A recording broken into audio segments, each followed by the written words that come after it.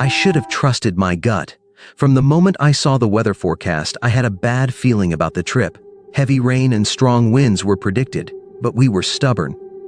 My girlfriend Rachel and I had planned this road trip for months, and nothing was going to stop us. The plan was simple: drive from our little town in Minnesota to a cabin in the Rocky Mountains. It was supposed to be a romantic getaway, just the two of us, away from work, the internet, and the noise of life. We packed everything we thought we'd need: snacks, blankets, flashlights, and a playlist of our favorite songs. It felt like the perfect escape. The first day of the drive went smoothly.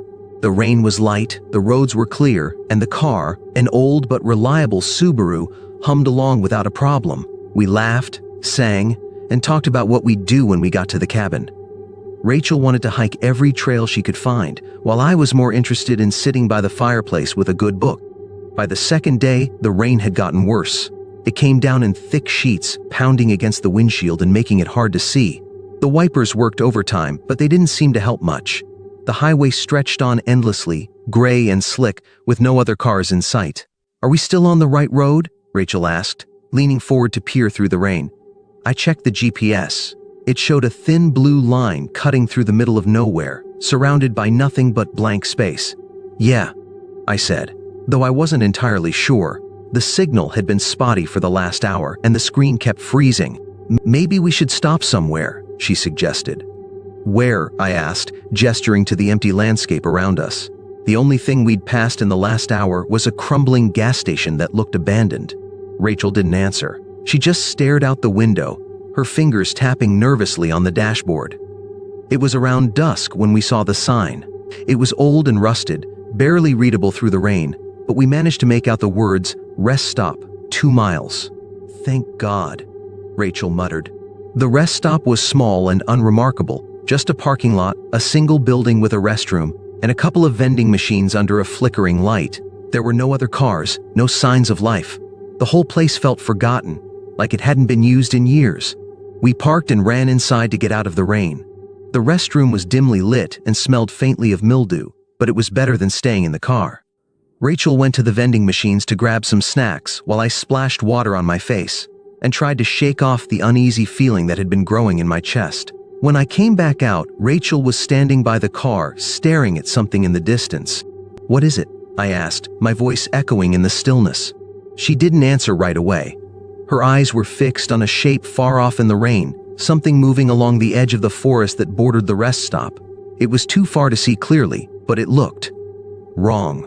Too tall, too thin, its movements jerky and unnatural. "Do you see that?" she whispered, her voice trembling. I squinted, trying to make sense of the figure, but the rain distorted everything. "It's probably just a deer," I said, though I didn't believe it. Rachel shook her head. "That's not a deer." We didn't stick around to find out. We got back in the car and pulled onto the highway, the tires kicking up water as we sped away. For the next hour, neither of us said much. The radio crackled with static, and the rain drummed against the roof. I kept glancing at the rearview mirror, half expecting to see that figure following us. But there was nothing. Just the empty road stretching out behind us. Then the GPS went completely dead. "What the hell?" I muttered, tapping the screen. It froze, then flickered, then went blank. "Great," Rachel said, crossing her arms. "Now what?" "We'll just keep going," I said, trying to sound confident. "The road has to lead somewhere." But as the minutes turned into hours, I started to doubt myself. The highway seemed endless, the rain unrelenting. The trees on either side of the road grew thicker and darker, their branches twisting together like claws. "Have you noticed something weird?" Rachel asked suddenly. "What?" "There haven't been any exits. No signs, no turn-offs, nothing." She was right. The highway had become a straight, featureless stretch with no markers or landmarks. It was as if we were driving through a tunnel made of rain and darkness. The tension in the car grew heavier with every passing mile. Rachel kept checking her phone, but there was no signal. I kept my eyes on the road, my hands gripping the wheel so tightly that my knuckles turned white. Then we saw the headlights. At first, I was relieved. Another car meant we weren't completely alone. But as the lights drew closer, I realized something was wrong. They weren't moving. The car was parked in the middle of the road, its engine off, its doors open. I slowed down, my heart pounding. "What are they doing?" Rachel asked, her voice barely above a whisper. "I don't know," I said, pulling to a stop a few yards away. The rain made it hard to see, but I could make out two figures standing by the car. They weren't moving, just standing there, staring at us. "Let's go around," Rachel said, gripping my arm. But as I reached for the gear shift, the figures started walking toward us. Nope, nope, nope. Rachel was panicking now. I slammed on the gas, swerving around the parked car. The tires screeched on the wet pavement as we sped past the figures. In the brief second they were illuminated by the headlights, I saw their faces, or rather, the lack of them. Their features were smudged, like a painting ruined by water, their eyes dark pits that seemed to suck in the light. We didn't stop after that. We didn't talk. The only sound was the roar of the engine and the relentless rain. But no matter how far we drove, the road never changed. It was as if we were stuck in a loop, the same stretch of highway repeating over and over. Rachel started crying, her hands covering her face. I tried to comfort her, but my words felt hollow. I didn't know what was happening, and I didn't know how to fix it. Hours passed, or maybe it was days. Time lost all meaning. The fuel gauge dropped lower and lower, and I realized with growing dread that we were going to run out of gas. Finally, the car sputtered and died. We sat in silence, the rain still pounding on the roof. "What do we do now?" Rachel asked, her voice small and broken. I didn't have an answer. Then we saw the lights. They appeared in the distance, faint but growing brighter. For a moment, I thought it was another car, but as the lights drew closer, I realized they weren't headlights. They were eyes, glowing yellow eyes. Rachel screamed. The figures emerged from the darkness, the same faceless shapes we'd seen earlier. But there were more of them now. Dozens, maybe hundreds, surrounding the car, their empty faces staring at us through the windows. I grabbed Rachel's hand, holding on as tightly as I could. And then the lights went out. When I woke up, I was lying on the side of the road. The rain had stopped, and the sky was clear. But the car was gone, Rachel was gone, everything was gone. I tried to retrace my steps, to figure out where we'd gone wrong. But no one I spoke to had ever heard of a highway like the one I described. To this day, I don't know what happened out there. All I know is that I'm still looking for Rachel, and every time I close my eyes, I see those glowing eyes staring back at me. When I woke up on the side of the road, I thought for a moment that it had all been a dream. The ground was damp beneath me, the air thick with the smell of rain-soaked earth. My clothes were muddy, and my head throbbed like I'd been hit by something heavy. But as I sat up and looked around, reality hit me like a punch to the gut. The road stretched out in both directions, straight and lifeless, bordered by thick forests on either side. There was no sign of the car, no Rachel, no figures with their hollow faces. Just me, alone, with the vast emptiness pressing down on me like a weight. I stood up, my legs trembling beneath me, and tried to get my bearings. My phone was gone, my wallet was gone, and the only thing I had left was the damp jacket on my back. The road was eerily quiet. No wind, no birds, not even the faint rustle of leaves. Just silence. "Rachel?" I called out, my voice hoarse and weak. There was no answer. I started walking, unsure of where I was going. The asphalt was cracked and uneven, as if it hadn't been maintained in decades. The trees on either side seemed to close in the farther I went, their twisted branches arching over the road like skeletal arms. After what felt like hours, I saw something up ahead. At first, I thought it was another abandoned car, but as I got closer, I realized it was a building, a gas station, small and run down, with a single pump and a flickering light above the entrance. I ran toward it, hope flaring in my chest. Maybe there was someone inside who could help me. Maybe Rachel had come this way. The door creaked as I pushed it open. "Hello?" I called out, stepping inside. The interior was dimly lit, the shelves sparsely stocked with dusty cans and faded candy wrappers. The air was stale, carrying a faint metallic smell that made my stomach turn. Behind the counter sat a man, his face hidden beneath the brim of a worn-out hat. "Help you?" he asked without looking up. I hesitated. There was something off about him. His voice was flat, emotionless, like he was reading from a script. I lost my car," I said, my voice shaking. "My girlfriend, she's missing. Have you seen anyone come through here?" The man didn't respond right away. He just stared down at the counter, his hands motionless. Then, slowly, he lifted his head. His eyes were black, not dark, not shadowed, completely black, like twin voids that swallowed all light. I stumbled back, my heart racing. What the hell? "You shouldn't be here," the man said, his voice low and guttural. "Turn back while you still can." Before I could say anything, the light above us flickered and went out, plunging the room into darkness. I froze, my breath caught in my throat. In the pitch black, I heard a sound, a faint, wet scraping, like something being dragged across the floor. It was coming closer. I bolted. Bursting out of the gas station, I ran back to the road, my legs moving on pure instinct. The darkness seemed to follow me, the light from the station fading far too quickly. I didn't dare look back. I don't know how long I ran. My lungs burned, my legs ached, but I kept going, the terror driving me forward. Finally, I collapsed on the side of the road, gasping for air. When I looked up, the road ahead was different. The asphalt was gone, replaced by dirt and gravel. The trees were taller now, their branches hanging low and heavy, their bark blackened as if scorched. The air was colder, sharper, and the sky above was a deep, unnatural gray. "Where am I?" I whispered, my voice barely audible. The road ahead curved slightly, disappearing into the forest. I didn't want to follow it, but I didn't have a choice. Staying where I was felt worse, like the darkness would swallow me if I stood still for too long. So I walked. It wasn't long before I saw her, Rachel. She was standing in the middle of the road, her back to me, her hair damp and clinging to her shoulders. She was wearing the same clothes she'd had on when we started the trip, but they looked torn and dirty, as if she'd been out here for days. "Rachel!" I shouted, relief flooding through me. She didn't move. I ran to her, my feet crunching on the gravel, and grabbed her shoulder. "Rachel, thank God! I thought I'd lost you." She turned to face me and my heart stopped. Her eyes were wrong. They were wide and unblinking, her pupils unnaturally large and black, her face pale and expressionless. Her lips moved, but the words that came out weren't hers. "You shouldn't have come back," she said, her voice layered with something deep and inhuman. I stumbled back, my mind racing.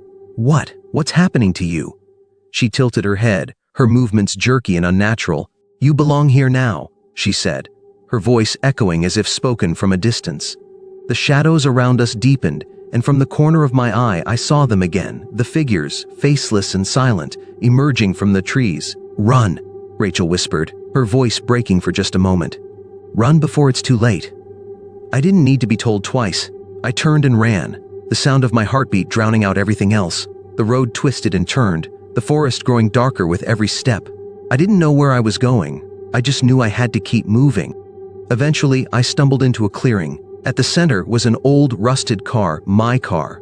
It looked like it had been there for years, the metal corroded, the tires deflated, the windows were shattered, and the inside was empty. Empty, except for a single object lying on the driver's seat, Rachel's necklace. I reached for it with trembling hands, but as soon as I touched it, the ground beneath me seemed to shift. The forest around me dissolved into darkness, and I felt myself falling, spinning, being pulled into something vast and endless. When I woke up, I was back on the side of the road. It was raining again, and the sky was the same dull gray. I stood up, my body aching, and looked around. The road stretched out endlessly, the forest dark and silent. Rachel was gone, the car was gone, and I was alone. I've been walking ever since. The road never ends, and the shadows never leave. I see Rachel sometimes, in the distance, her figure blurred and fleeting. I call out to her, but she never answers. I don't know how long it's been. Days, weeks, months, it all blurs together. The only thing I know for sure is that I'm not getting out of here. Because this road, it doesn't lead anywhere.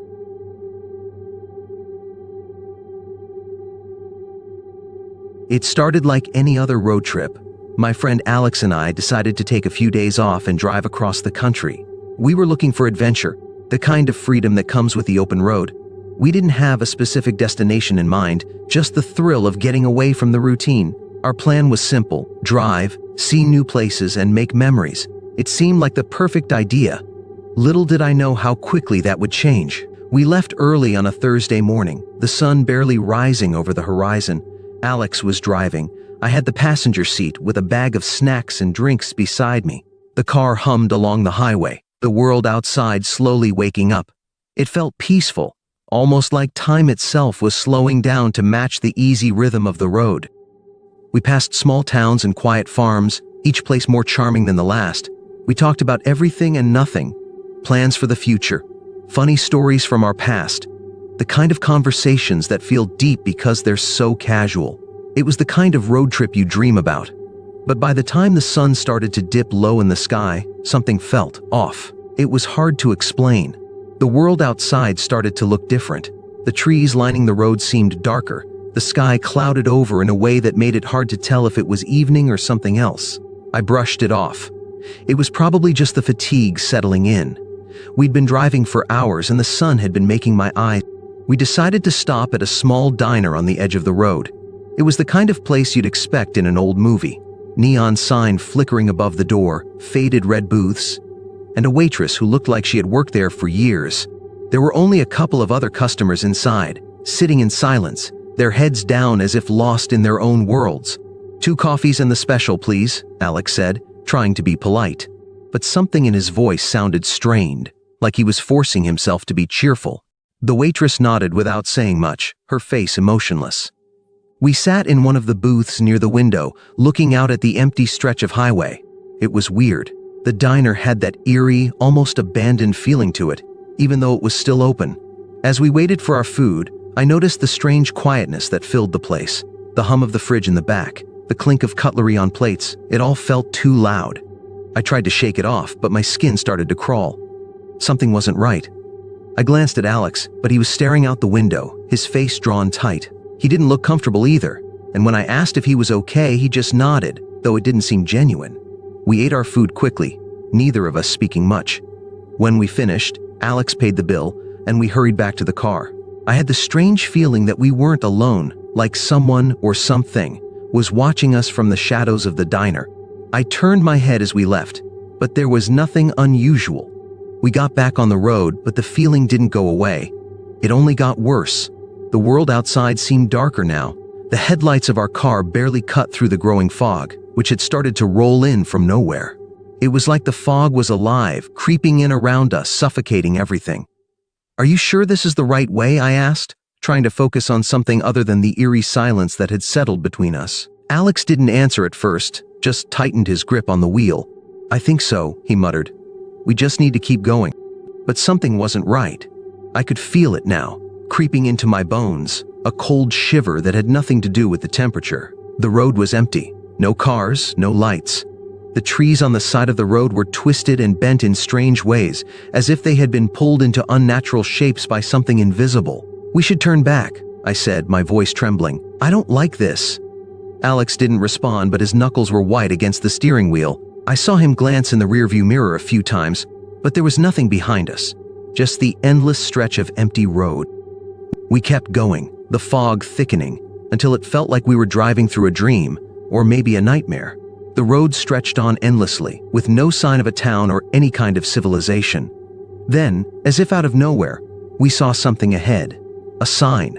It looked old, the paint faded, but it was still readable. "Welcome to Black Hollow," it said. I didn't recognize the name, and I didn't feel good about stopping in a place that sounded like it came out of a horror movie, but Alex didn't seem to hesitate.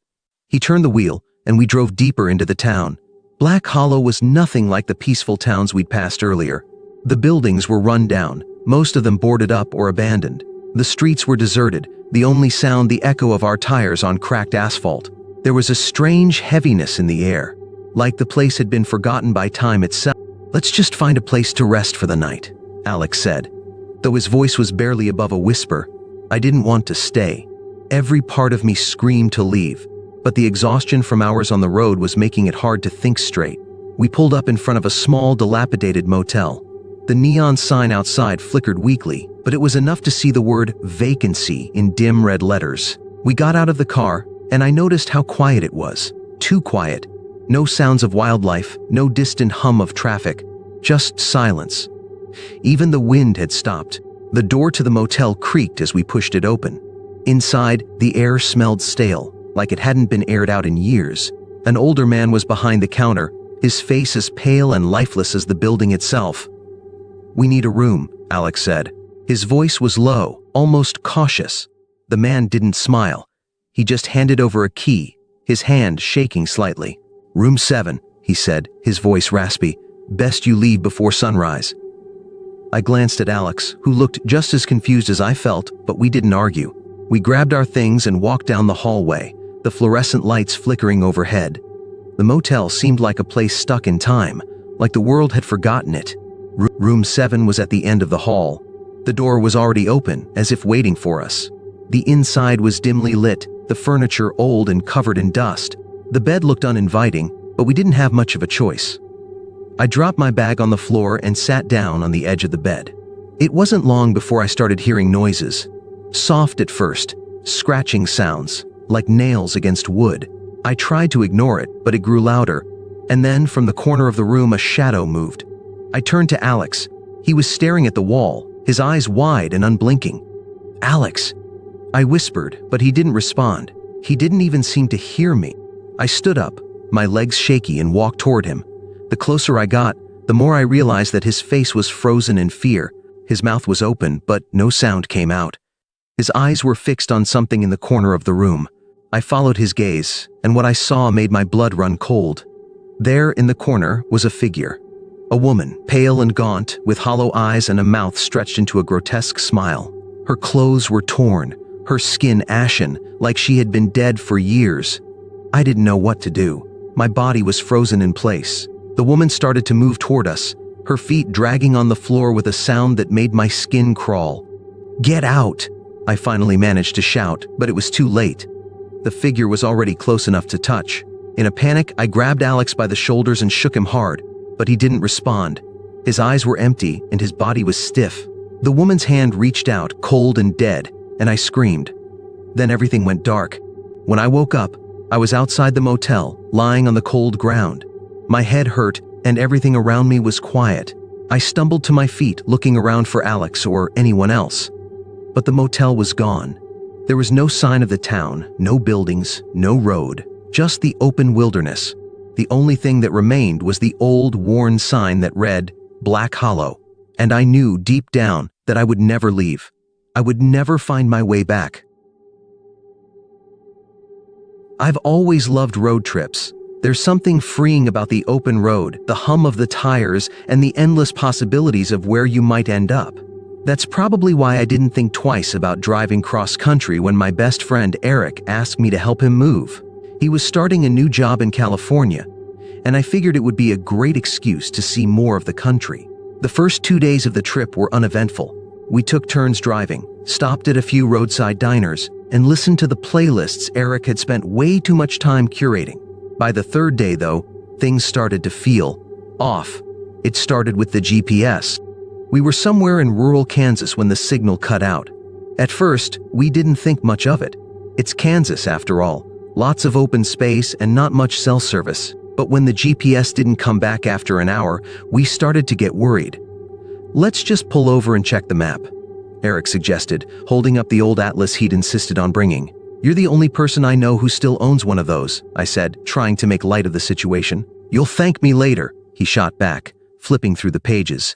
According to the map, the road we were on should have connected to a highway after about 50 miles. But as we kept driving, there was no sign of any junction. No signs, no other cars, nothing but the narrow 2-lane road cutting through endless fields of tall grass. "Are we lost?"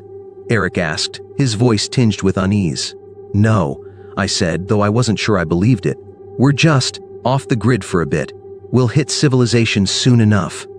But civilization never came. The sun was setting by the time we saw the first sign of life, a small weathered billboard by the side of the road. The paint was peeling, but we could still make out the words, "Welcome to Ashwood, population 687. "Finally," Eric said with a sigh of relief. "Let's stop there and figure out where we..." Ashwood was a town straight out of another time. The streets were narrow and lined with old-fashioned streetlights. The buildings were small and quaint, with faded signs advertising general stores and diners. But as we drove through, I couldn't shake the feeling that something was wrong. "Where is everyone?" Eric asked, voicing my thoughts.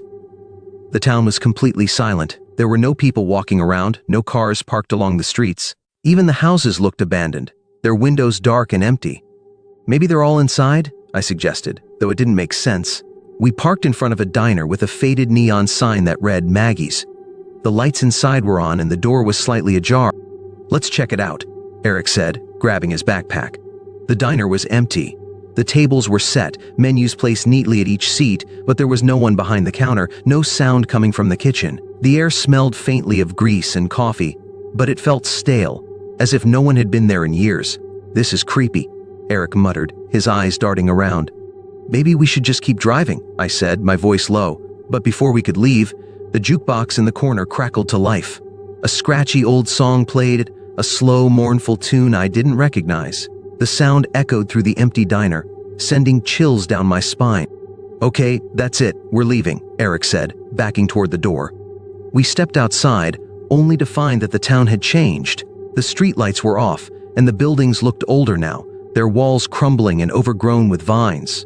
The sky above was a deep, unnatural shade of gray, and the air felt colder, heavier. "What the hell is going on?" Eric whispered, his voice shaking. "I don't know," I said, grabbing his arm, "but we need to get out of here." We ran back to the car, but when we got there, the engine wouldn't start. Come on," I muttered, turning the key over and over. The car groaned, but it wouldn't catch. Eric was staring out the window, his face pale. "Do you see that?" he asked. I followed his gaze. At the end of the street, barely visible in the dim light, was a figure. It was tall and thin, its silhouette unnaturally sharp against the hazy backdrop. "We need to go. Now," I said, my voice trembling. We grabbed our bags and started running, leaving the car behind.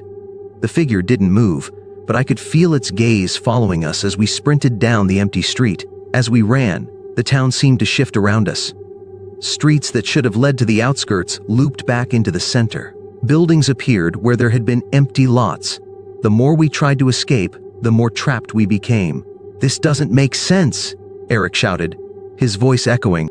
It's like the town doesn't want us to leave," I said, the words tasting bitter on my tongue.